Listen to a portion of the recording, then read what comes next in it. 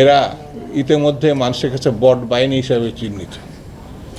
যদি কোনো কারণে তাদের সমালোচনা করেন, এই যে আমি তাদের বিরুদ্ধে যে সমালোচনা করছি, কালকে যখন মিডিয়াতে আসবে তাদের ফেসবুক আর সোশ্যাল মিডিয়াতে গোষ্ঠী উদ্ধার করে ফেলবে। ওই যে একটা গুপ্ত শব্দ বসে, এবং এটা বললে পরে তারা আবার সহ্য করতে পারে না। ইউনিভার্সিটি এখানে জুয়েল যেমন আছে, আমাদের সাবেক ছাত্র নেতারাও আছে, তারা মনে করছিল যে বিশ্ববিদ্যালয়গুলো তারা দখল করেছে।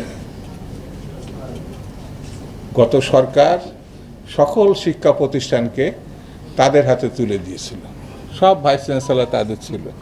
এখন যখন বাদ দিয়ে সত্যিকারের শিক্ষাবিদদেরকে বিশ্ববিদ্যালয় ভাইস চ্যান্সেলর করা হচ্ছে, সেই শিক্ষা প্রতিষ্ঠানগুলোকে তারা অস্থিরতা সৃষ্টি করার চেষ্টা করছে।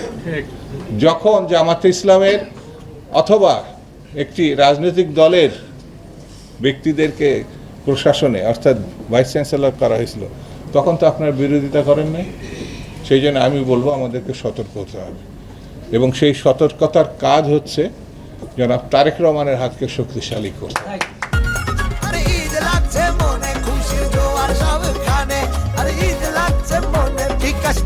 সব